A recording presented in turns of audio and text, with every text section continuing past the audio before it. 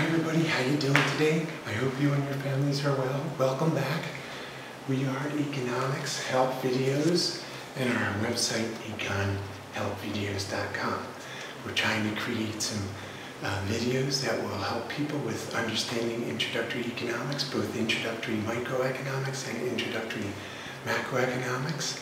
econhelpvideos.com.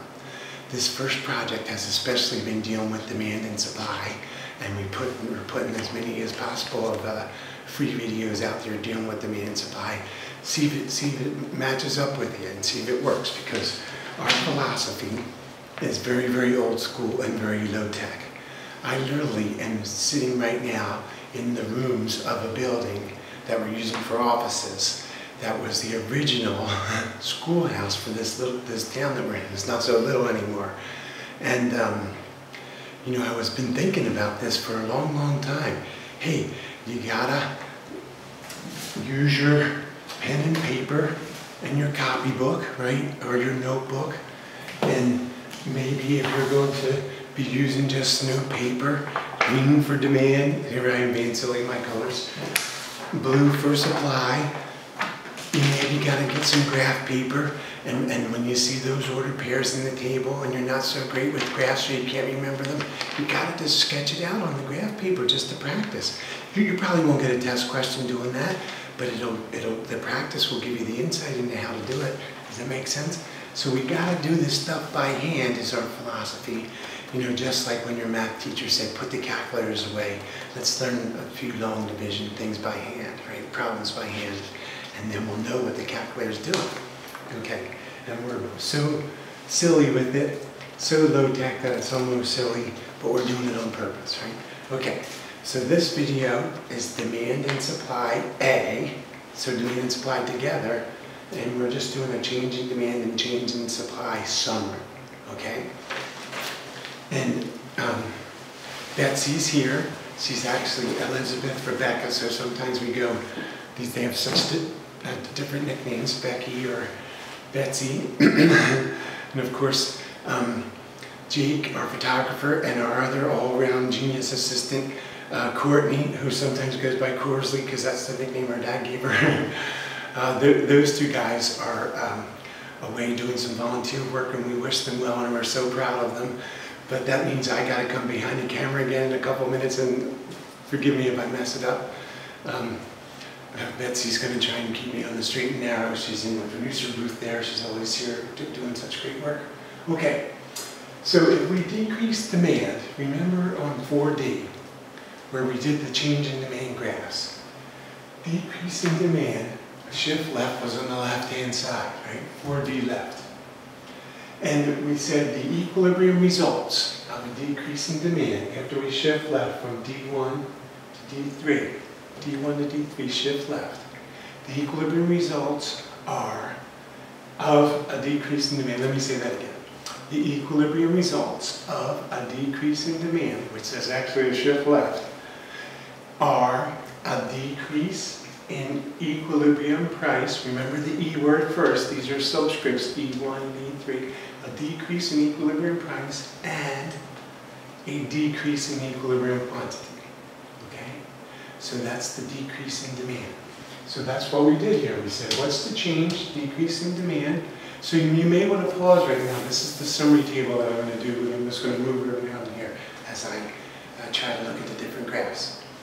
So you want to pause and see if you can draw yourself a little table like that, right? A little, not quite tic-tac-toe, but something like that. So what's happening? Equilibrium price, E word first, equilibrium quantity. They're both coming down when we have a decrease in demand. Does that make sense? Okay, let's look at the next one. That should be right underneath. So that's the decrease in demand. We just did that one. Now, let's do 4D right. On the right-hand side, because we have to shift to the right to display an increase in demand. Shift right, from D1 to D2. The equilibrium results of a increase in demand are an increase in equilibrium price and an increase in equilibrium quantity. So can you guys, do you have the table with me, right? So if we have an increase in demand,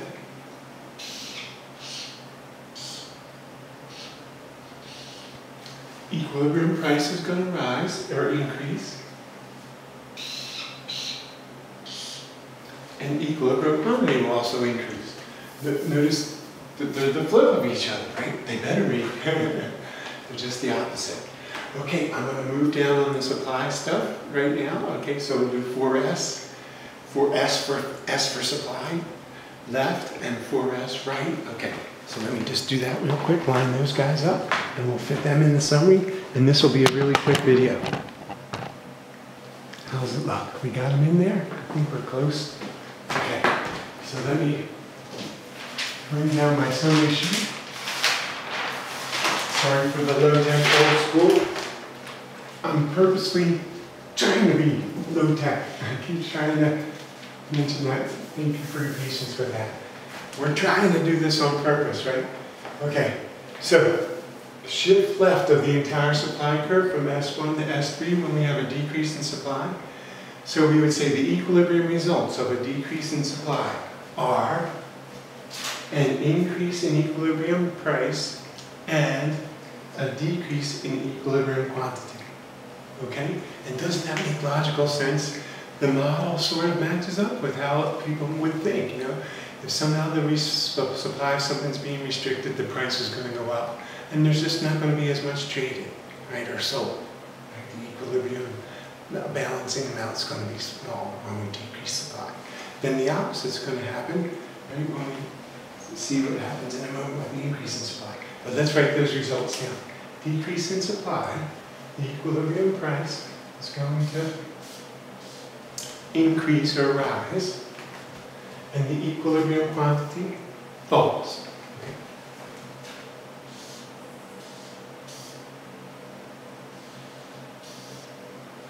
Okay.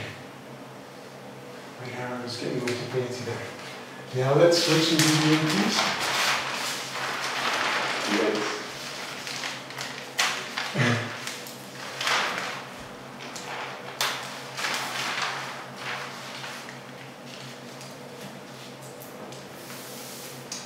Okay, so 4S right, because an increase in supply is a shift right, we put that on the right-hand side.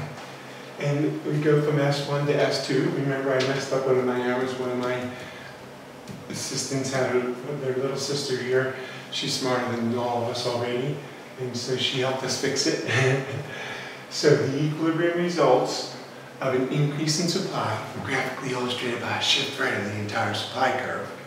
The equilibrium results of an increase in supply are a decrease in equilibrium price and an increase in equilibrium quantity.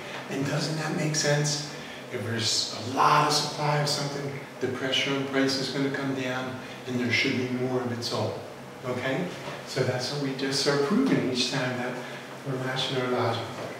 So the equilibrium price, when we have an increase in supply, is going to decrease, and the equilibrium quantity will increase. Does that make sense? So you could almost memorize this, although again, anytime you want to, please practice drawing these demand and supply curves.